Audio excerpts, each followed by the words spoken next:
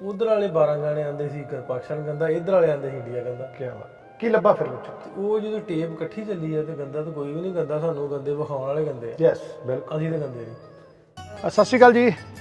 ਪੰਜਾਬੀ ਲਹਿਰ ਦੇ ਉੱਤੇ ਤੁਸੀਂ ਅਕਸਰ ਹੀ ਨਾਸਰ ਢਿੱਲੋਂ ਹੋਣਾ ਨੂੰ ਦੇਖਦੇ ਹੋ ਕਿ ਉਹਨਾਂ ਨੇ ਪਾਕਿਸਤਾਨ ਚੜ੍ਹਦੇ ਪੰਜਾਬ ਤੇ ਲਹਿੰਦੇ ਪੰਜਾਬ ਦੇ ਜਿਹੜੇ ਬਜ਼ੁਰਗਾਂ ਨੂੰ ਮਿਲਾਉਣ ਦਾ ਸਿਲਸਿਲਾ, ਵਿਛੜੇ ਭੈਣਾਂ ਭਰਾਵਾਂ ਨੂੰ ਮਿਲਾਉਣ ਦਾ ਸਿਲਸਿਲਾ ਜਿਹੜਾ ਉਹ ਸ਼ੁਰੂ ਕੀਤਾ ਹੈ। ਉਹਦੇ ਨਾਲ ਮੈਂ ਵੀ ਸਾਥ ਦਿੰਦਾ। ਇੱਕ ਬਹੁਤ ਸਾਰੀਆਂ ਸਟੋਰੀਆਂ ਜਿਹੜੀਆਂ ਅਸੀਂ ਵੀ ਸਾਂਝੀਆਂ ਕੀਤੀਆਂ। ਅਸੀਂ ਪਾਕਿਸਤਾਨ ਫੈਸਲਾਬਾਦ ਦੇ ਵਿੱਚ ਉਹਨਾਂ ਦੇ ਪਿੰਡ ਆਏ ਹਾਂ ਤੇ ਲੱਭਦੇ ਹਾਂ ਨਾਸਰ ਢਿੱਲੋਂ ਕਿੱਥੇ ਬੈਠੇ ਆ।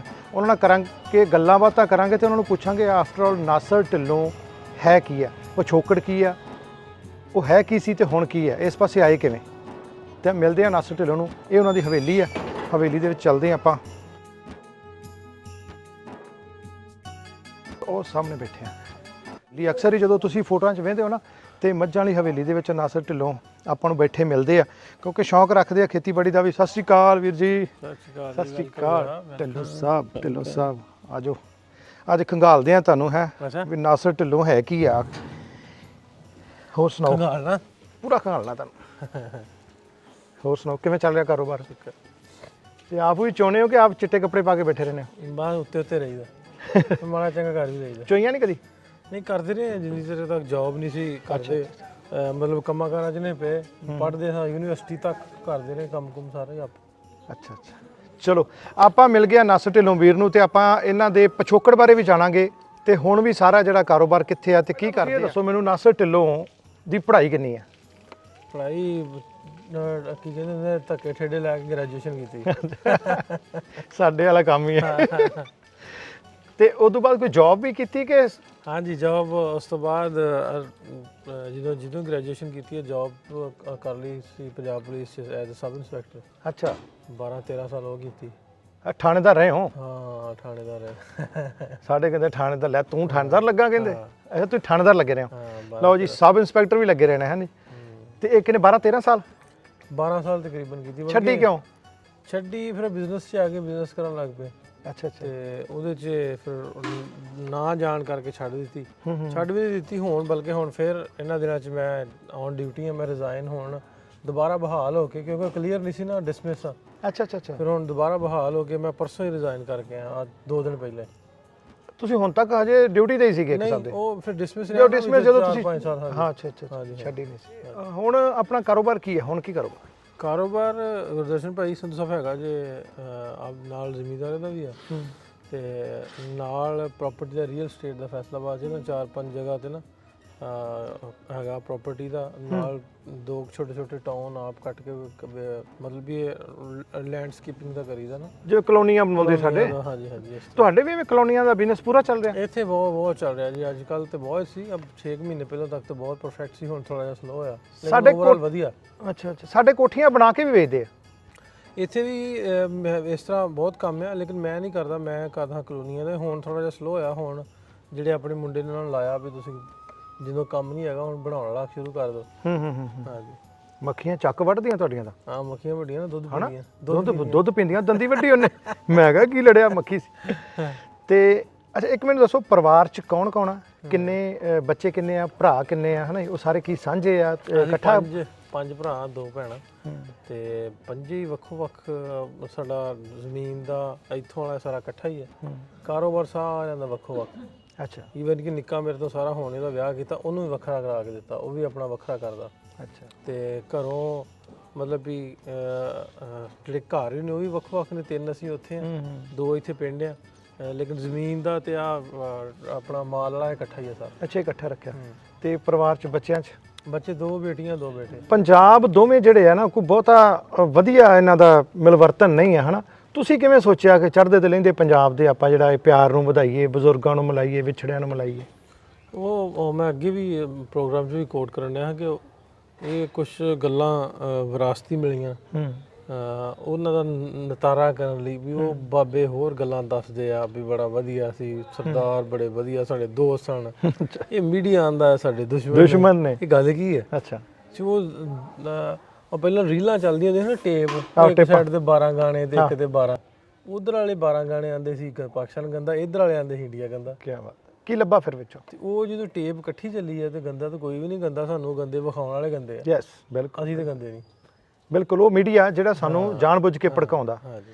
ਤੇ ਕਿਵੇਂ ਮਹਿਸੂਸ ਹੁੰਦਾ ਜਦੋਂ ਦੋ ਪਾਸਿਆਂ ਦੇ ਲੋਕਾਂ ਨੂੰ ਮਿਲਾਉਂਦੇ ਹੋ? ਬੜਾ ਚੰਗਾ ਲੱਗਦਾ, ਬੜਾ ਵਧੀਆ ਲੱਗਦਾ। ਮੈਨੂੰ ਲੱਗਦਾ ਕਿ ਇਹ ਇਨਸਾਨੀਅਤ ਸਾਰਿਆਂ ਨਾਲ ਵੱਡਾ ਮਜ਼ਹਬ ਹੈ।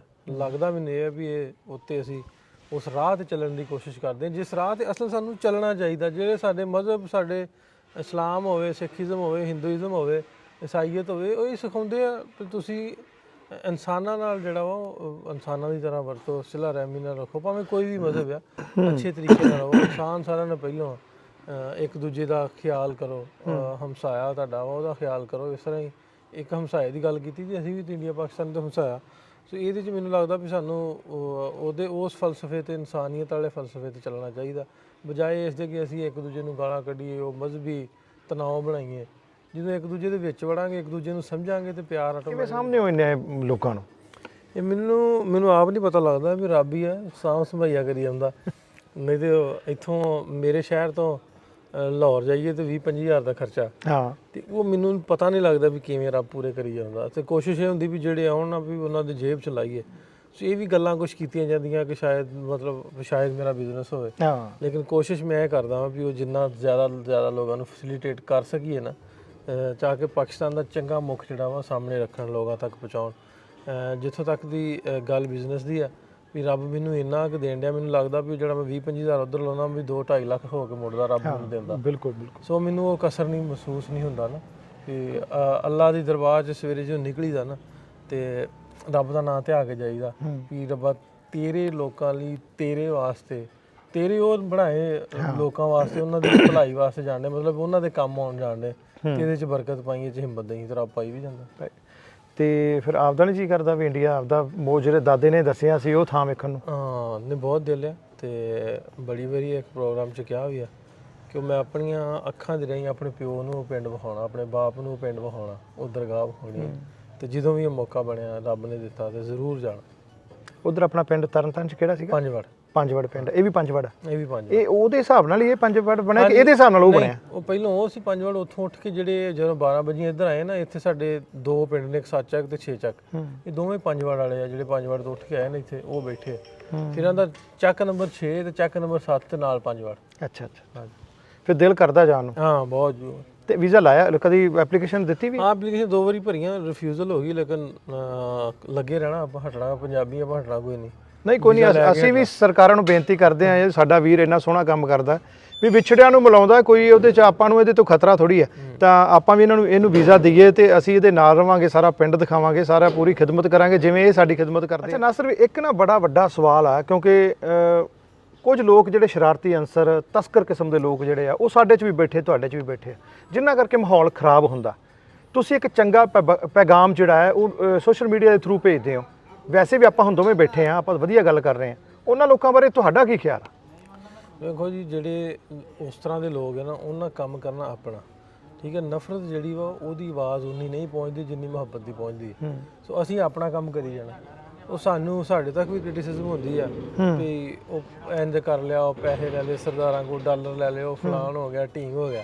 ਇਹ ਤਾਂ ਪਤਾ ਉਦੋਂ ਲੱਗਦਾ ਜਵਾਬ 'ਚ। ਇਹ ਸਾਰੀਆਂ ਗੱਲਾਂ ਨਾ ਉਹ ਘਰ ਫੂਕ ਕੇ ਹੁੰਦੀਆਂ। ਉਹਨਾਂ ਲੋਕਾਂ ਨੂੰ ਮੈਂ ਕਦੀ ਆਖਿਆ ਹੀ ਨਹੀਂ, ਉਹਨਾਂ ਨੂੰ ਜਵਾਬ ਹੀ ਨਹੀਂ ਕਦੀ ਦਿੱਤਾ ਵੀ ਕੀ ਕਹਿੰਦੇ ਆ। ਜਿਹੜੇ ਹੇਟ ਕਰਦੇ, ਨਫ਼ਰਤ ਕਰਦੇ ਹਨ। ਸਾਡਾ ਕੰਮ ਮੁਹੱਬਤ ਆ, ਅਸੀਂ ਮੁਹੱਬਤ ਕਰਨੀ, ਉਹਨੂੰ ਫਰੋਗ ਦੇਣਾ, ਉਹਦੇ ਤੇ ਅਸੀਂ ਚੱਲਣਾ ਵਾ, ਇਨਸਾਨੀਅਤ ਦੇ ਰਾਹ ਤੇ ਚੱਲਣਾ ਤੇ ਉੱਤੇ ਚੱਲਦੇ ਰਹਿਣਾ ਤੇ ਕਾਮਯਾਬੀ। ਖਾਲਸਾ ਏਡ ਨੂੰ ਕੀ ਕਹੋਗੇ, ਤੁਹਾਡੀ ਸਪੋਰਟ ਕੀਤੀ ਸੀ? ਖਾਲਸਾ ਏਡ ਦਾ ਬਹੁਤ ਧੰਨਵਾਦ, ਉਹਨਾਂ ਦਾ ਸ਼ੁਕਰੀਆ, ਉਹਨਾਂ ਦੀ ਮੁਹੱਬਤ। ਰਵੀ ਸਿੰਘ ਖਾਲਸਾ, ਉਹਨਾਂ ਨਾਲ ਮੇਰੀ ਅਕਸਰ ਗੱਲ ਵੀ ਹੁੰਦੀ ਰਹਿੰਦੀ। ਸਗੋਂ ਉਹ ਬਹੁਤੇ ਹੁੰਦੇ ਆ ਵੀ ਆਹ ਫਲਾਣਾ ਕੰਮ ਕਰ ਲਈਏ, ਤੇ ਉਹ ਮੇਰੇ ਕੋਲ ਕੰਮ ਇੰਨੇ ਹੁੰਦੇ ਆ ਤੇ ਵੀ ਉਹ ਸਮ ਟਾਈਮ ਪਹੁੰਚਿਆ ਨਹੀਂ ਜਾਂਦਾ। ਉਹ ਸਗੋਂ ਮੇਰੇ ਨਾਲ ਬਹੁਤੇ ਤੇਜ਼ ਹੁੰਦੇ ਵੀ ਨਹੀਂ ਯਾਰ, ਆਹ ਫਲਾਣੇ ਪ੍ਰੋਜੈਕਟ 'ਤੇ ਆਪਾਂ ਕੰਮ ਕਰੀਏ। ਚਲੋ ਲਾਸਟ ਸਵਾਲ ਆ, ਆਪਾਂ ਟਾਈਮ ਵੀ ਬਹੁਤ ਹੋ ਗਿਆ। ਲਾਸਟ ਸਵਾਲ ਆ, ਨਾਸਰ ਢਿੱਲੋਂ ਹੁਣ ਆਉਣ ਵਾਲੇ ਦਿਨਾਂ 'ਚ ਕੀ ਵੱਖਰਾ ਕਰਨ ਜਾ ਰਿਹਾ, ਜਾਂ ਆਉਣ ਵਾਲੀ ਜ਼ਿੰਦਗੀ 'ਚ ਤੁਸੀਂ ਕੀ ਕਰੋਗੇ? ਜਿਹੜਾ ਤੁਹਾਡਾ ਕੰਮ ਆ ਇਹਨੂੰ ਅੱਗੇ ਲੈ ਕੇ ਜਾਓਗੇ, ਕੁਝ ਵੱਖਰਾ ਸੋਚਿਆ? ਵੇਖੋ ਜੀ, ਲੱਗੇ ਆ ਰੱਬ ਦੀ ਰਾਹ ਤੇ ਲੱਗੇ ਆ ਤੇ ਲੱਗੇ ਰਵਾਂਗੇ। ਕੋਸ਼ਿਸ਼ ਇਹੀ ਕਰੀਦੀ, ਜਦੋਂ ਬੰਦਾ ਤੁਰਦਾ ਰਹਿੰਦਾ ਉਹਨੂੰ ਨਵੇਂ ਰਾਹ ਲੱਭਦੇ ਰਹਿੰਦੇ ਆ। ਕਰਾਂਗੇ ਇਹਨੂੰ, ਜਿਹੜੀ ਰੀਯੂਨੀਅਨ ਸਟੋਰੀਜ਼ ਨੇ, ਇਹਨਾਂ ਨੂੰ ਇੱਕ ਸ਼ਕਲ ਦੇਵਾਂਗੇ। ਇੱਕ ਵੈਬਸਾਈਟ ਐਸੀ ਡਿਜ਼ਾਈਨ ਕਰਾਉਣ ਦੀ ਮੈਂ ਕੋਸ਼ਿਸ਼ ਕਰਨੀ ਆ ਵੀ ਜਿਹਦੇ 'ਚ ਜਿੱਥੋਂ ਵੀ ਬੈਠਾ, ਉਹ ਚਾਹੇ ਬੰਗਲਾਦੇਸ਼ ਦੀ ਵੰਡ ਹੋਵੇ, ਭਾਵੇਂ ਪਾਕਿਸਤਾਨ ਇੰਡੀਆ ਦੀ ਵੰਡ ਹੋਵੇ, ਉਹਦੇ 'ਚ ਜਿਹੜਾ ਕੋਈ ਆਪਣੇ ਨੂੰ ਲੱਭਦਾ, ਉਹ ਆਪਣਾ ਡਾਟਾ ਉੱਤੇ ਅਪਲੋਡ ਕਰੇ, ਅਸੀਂ ਉਹਨੂੰ ਫਿਲਟਰ ਕਰਕੇ ਵੇਖੀਏ ਡੈਸ਼ਬੋਰਡ ਉਹਦੇ ਨੂੰ, ਤੇ ਜਦੋਂ ਡਾਟਾ ਚੜਾਉਣ ਵਾਲਾ ਹੋਵੇ ਤੇ ਉਹਨੂੰ ਵੈਬਸਾਈਟ 'ਤੇ ਚੜਾਈਏ। ਸੋ ਉਹਦੇ ਨਾਲ ਮਤਲਬ ਵੀ ਅਸੀਂ ਵੀ ਵਿੱਚੋਂ ਬਾਈਪਾਸ ਹੋ ਜਾਈਏ ਵੀ ਲੋਕ ਡਾਇਰੈਕਟ ਉਹਦੇ ਤੇ ਆਪਣੇ ਨੂੰ ਇੱਕ ਦੂਜੇ ਨੂੰ ਲੱਭ ਸਕਣ ਕਿ ਇਸ ਪਿੰਡ ਦਾ, ਇਸ ਸ਼ਹਿਰ ਦਾ, ਇਸ ਏਰੀਆ ਦਾ ਬੰਦਾ ਸੀ, ਉਹਨੂੰ ਅਸੀਂ ਲੱਭਣਾ ਚਾਹੁੰਦੇ, ਈਵਨ ਕਿ ਕੋਈ ਪਿੰਡਾਂ ਵਾਲਿਆਂ ਤੱਕ ਵੀ ਕੋਈ ਲੱਭਣਾ ਚਾਹੁੰਦਾ। ਹੋਰ ਵੀ ਇਸ ਤਰ੍ਹਾਂ ਦੇ ਕੋਈ ਪ੍ਰੋਜੈਕਟ ਨੇ ਜਿਨ੍ਹਾਂ ਤੇ ਲੱਗੇ ਰਹੇ। ਬਿਲਕੁਲ ਧੰਨਵਾਦ। ਜਿੰਨੀ ਸਾਡੇ ਵੱਲੋਂ ਸੇਵਾ ਹੈਗੀ ਹੈ, ਜਿੰਨੇ ਸਾਡਾ ਅਸੀਂ ਤੁਹਾਡੀ ਮਦਦ ਕਰ ਸਕਦੇ ਹਾਂ, ਉਹ ਪਹਿਲਾਂ ਵੀ ਤੁਹਾਡੇ ਨਾਲ ਤੇ ਇਸ ਤੋਂ ਅੱਗੇ ਵੀ ਕਰਦੇ ਰਹਾਂਗੇ। Thank you. ਇਹ ਸੀ ਸਾਂਦਲਬਾਰ ਦਾ ਜੱਟ ਨਾਸਰ ਢਿੱਲੋਂ, ਜਿਹਨੂੰ ਅਕਸਰ ਅਸੀਂ ਰੀਯੂਨੀਅਨ ਸਟੋਰੀਜ਼ ਜਿਹੜੇ ਹੈਗੇ ਵਿਛੜੇ ਹੋਏ ਲੋਕਾਂ ਨੂੰ ਮਿਲਾਉਣ ਦਾ ਕੰਮ ਕਰਦੇ ਨੇ ਅਤੇ ਪੂਰਾ ਨਾਮ ਹੈ ਇਹਨਾਂ ਦਾ, ਜਿੱਥੇ ਚੜ੍ਹਦੇ ਪੰਜਾਬ ਦੇ ਵਿੱਚ, ਹਿੰਦੁਸਤਾਨ ਦੇ ਵਿੱਚ ਨਾਂ। ਪਿਛਲੇ ਦਿਨ ਤੁਸੀਂ ਦੇਖਿਆ ਹੋਣਾ ਇੱਕ ਭੈਣ ਭਰਾ ਨੂੰ ਮਿਲਾਉਣ ਦੇ ਕਰਕੇ ਜਿਹੜਾ ਹੈਗਾ ਸੀਗਾ ਉਹ ਆਪਣੇ ਸਾਊਥ ਦੇ ਅਖਬਾਰਾਂ ਤੱਕ ਜਿਹੜਾ ਹੈਗਾ ਇਹ ਛਪੇ, ਉਸ ਤੋਂ ਬਾਅਦ ਵਰਲਡ ਦੇ ਅਖਬਾਰਾਂ ਤੇ ਟੀਵੀ ਦੇ ਵਿੱਚ ਵੀ ਇਹ ਛਪੇ। ਸੋ ਚੰਗਾ ਕੰਮ ਜਿਹੜਾ ਹੈ ਉਹ ਜ਼ਰੂਰ ਹੋਣਾ ਚਾਹੀਦਾ, ਚਾਹੇ ਉਹ ਕਿਸੇ ਦੇਸ਼ ਦੇ ਵਿੱਚ ਹੋਵੇ। ਸਾਡਾ ਵੀਰ ਚੰਗਾ ਕੰਮ ਕਰ ਰਿਹਾ, ਅਸੀਂ ਹਮੇਸ਼ਾ ਇਹਨਾਂ ਦੇ ਨਾਲ ਹਾਂ। ਅਸੀਂ ਬਹੁਤ ਬਹੁਤ ਧੰਨਵਾਦ ਇਹਨਾਂ ਦਾ ਕਰਦੇ ਹਾਂ ਕਿ ਤੁਸੀਂ ਸਾਨੂੰ ਜਿਹੜਾ ਟਾਈਮ ਦਿੱਤਾ, ਤੇ ਅਸੀਂ ਹਮੇਸ਼ਾ ਤੁਹਾਡੇ ਨਾਲ ਜਿਹੜਾ ਕੰਮ ਕਰਕੇ ਖੁਸ਼ੀ ਮਹਿਸੂਸ ਕਰਦੇ ਰਹਾਂਗੇ।